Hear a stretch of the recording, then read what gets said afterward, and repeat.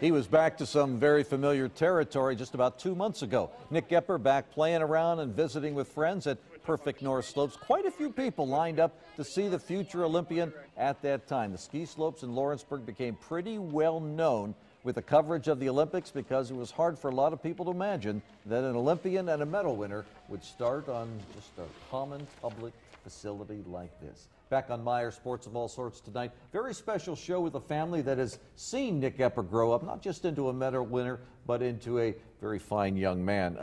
Let's talk about it. You talked about doodles at Perfect North. What did you call ski doodles? Yeah, it was a pre-doodles. I can't remember if it was pre-doodles or ski doodles, but it was a program that you could get the kids involved in, and they skied once a week, one evening a week, but there was a lesson as part of that, and it was just the cutest program ever because you had all these little kids, and he was 5 at the time, and they'd line up and they'd try and shuffle out to the ski area, and they'd have some lessons. But in the midst of all of that, they always come into the lodge to get some hot chocolate, and then they'd head back out there again.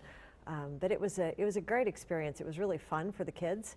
And then later, when Nick was a little bit older, we've always believed that it's important to give back to the community. So he would volunteer, kind of because we prodded him a little bit to volunteer. That's how it works with kids. He did volunteer, and he helped teach some of the kids' programs, and he did it once a week, and it was kind of his opportunity to give back, and he'd kind of bum out because his buddies would be over on the terrain park, and he would be, but the kids loved him. He could ski backwards. The instructors loved him because he could do all this crazy stuff, and he was really great with the kids. So he got to participate as a youngster and then as an older skier. Chris, so he took to it. I mean, was it obvious that he had a special talent for this pretty early?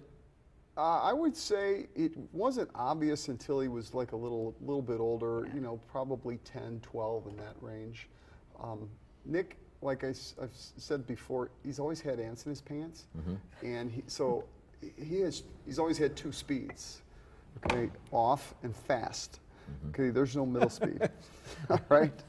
And once he caught on to something, once he grabbed onto something, he focused on it, and no matter what it was as he was growing up, and once he latched on to this type of skiing and figured out he could be really good at it and decided he wanted to try and make a career out of it, all right? And it was something that he really, really enjoyed doing. It's kind of all over from there. Casey, now you're closest in age to him. Did you notice when he became serious about that it was like, this isn't him just going out and skiing till 1 in the morning like I know a lot of kids do over there in those all-night skis, but did you notice that, man, he was taking this more seriously than most? He actually started taking it extremely serious when he moved out west because I didn't see him a lot when he was home. So, because me and my sister, we were always in the gym. So we saw it at home. He was eating healthier, he started working out more, but we were never out on the slopes with him, so we couldn't really see that side when he was out on the slopes, but he definitely started to take it a lot more serious when he moved out west. Yeah, so Brady, does somebody say, boy, your brother's awesome at what he does, and you go, huh, my brother? Was it a surprise, or did you know he was pretty good at all this? Well, I kind of had an idea of like maybe he's good. I don't know. I wasn't really super sure.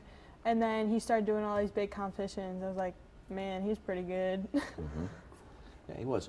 Yeah, Was it tough to say, yeah, go out there and train and take this seriously and not be at home? I mean, he's your oldest. Yeah, he was my oldest, or he is my oldest, our oldest. It was very different than me watching my friends let their first child go to college. You know that's going to happen. There's a lot of, oh my gosh, what am I going to do when my kid's gone? It didn't happen that way with Nick. He talked about it.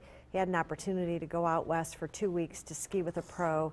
He did that. 2 weeks turned into 3 weeks. 3 weeks turned into 5 weeks, and all of a sudden he was gone. So it was just, it was a very quick process. So there was no anticipation that, oh gosh, should I let him go? Should I not? That never really happened. He just, it was easy to make a decision. Can he go for 2 weeks? I mean, that was simple. Of course he can go for 2 weeks. you know, in one more week, yeah, that's simple. And then, you know, all of a sudden he couldn't make up his classes. He was, you know, behind in school, but it just all happened so fast. And then, but then we started to hear him on the phone and see pictures of how happy he was.